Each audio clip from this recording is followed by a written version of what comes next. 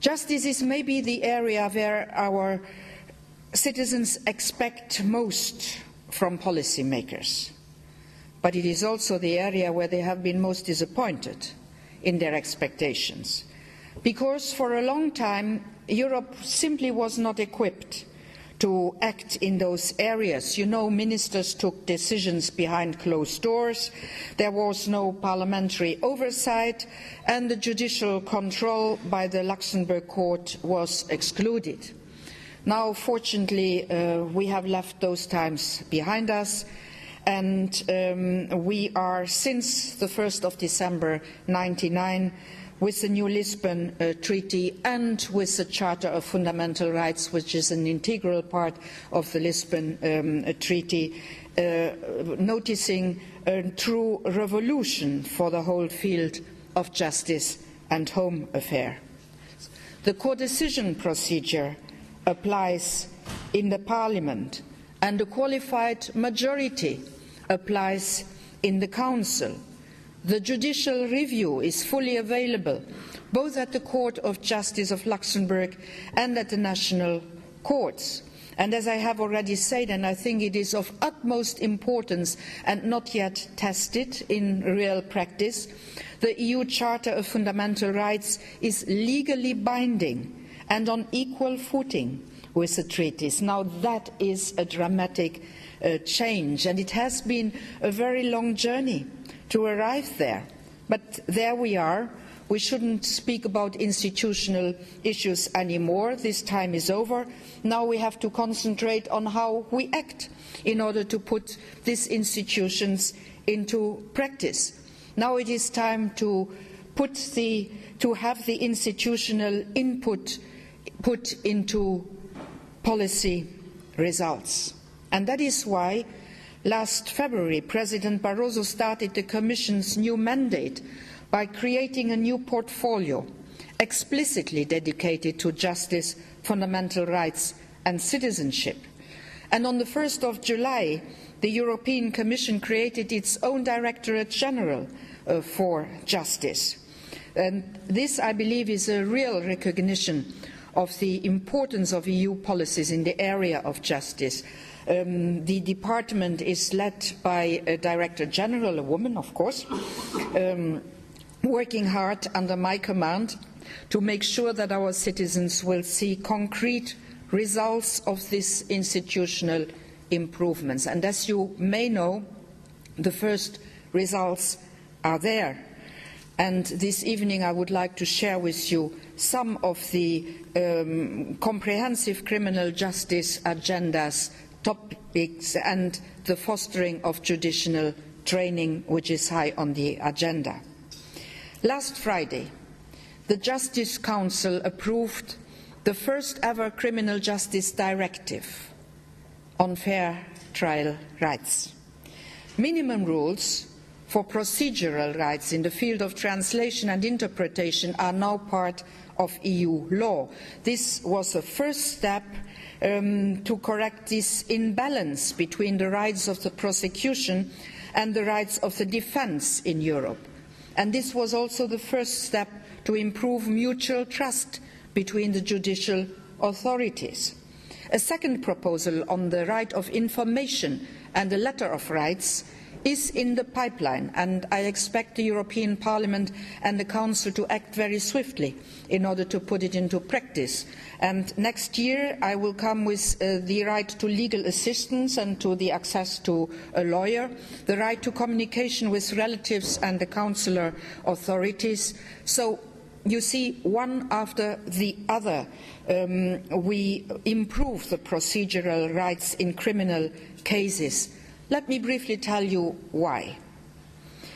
Citizens should be confident that there are no differences of protection when they work, travel or live outside their home countries. Likewise, judicial authorities need to know and trust their neighbours' legal systems, in particular because they are expected to apply those pursuant to the principle of mutual recognition.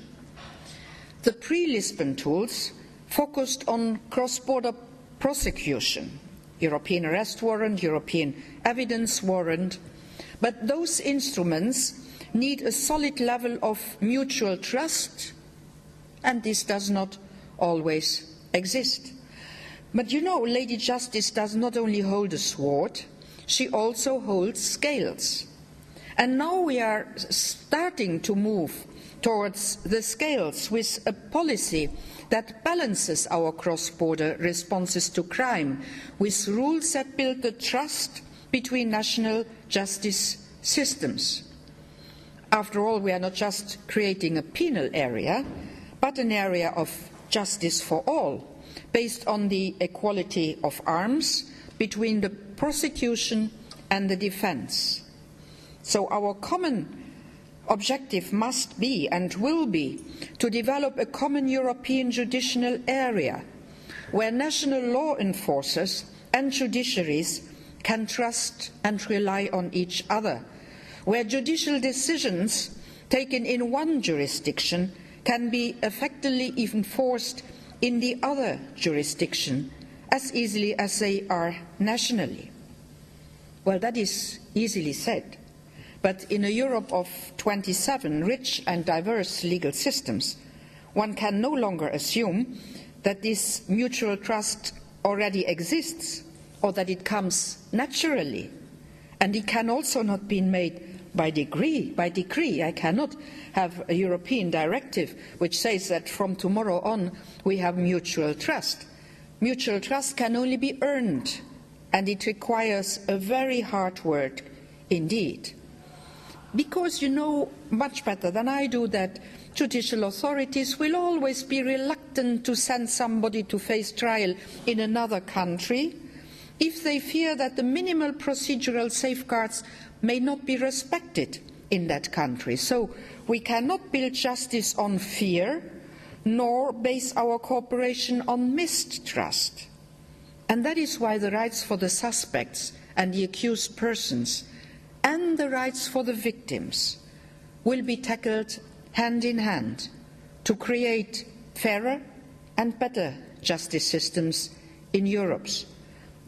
Citizens expect that from us, very much so, and we will deliver. And I know that I can call on you to join me in my efforts to give these long overdue policies the attention they deserve. The right to a fair trial, as you know, applies as much to the defendant as it does to the victim. And in this context, I asked my Justice Department to carry out a thorough examination of the problems faced by victims, including the effectiveness of existing legislation and the implementation of that legislation in real terms. Next year, I will propose a concrete package of solutions in order to translate the law into reality for the millions of citizens who every year fall victim to crime. The Lisbon Treaty also enables the European Union to act on substantive criminal law. This is a novel area of EU action, and one that requires very sound respect for subsidiarity and coherence. EU action in this field should therefore be pursued in close cooperation with the European Parliament, the national parliaments and the Council of Ministers. And it is in this sense that, to give you an example, the European Commission will very cautiously present new fields of action. There are many, but let me just quote one.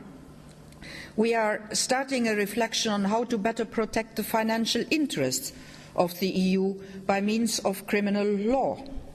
I believe that in times of scarce resources, of crisis, there is also time for promoting the cause of fighting fraud and enabling effective criminal prosecutions equally in all member states, to reinforce the protection of the EU budget and the EU interest. Now the Commission will set out its ideas on this matter by next summer. Just to give you this example, there are many more, and you will have one on the table every 2 weeks. Why so many initiatives? Simply because there is such a big deadlock, because things could not have been done before, because we didn't have the institutional tools today to do them. But making the laws is one thing. Applying the laws is as important.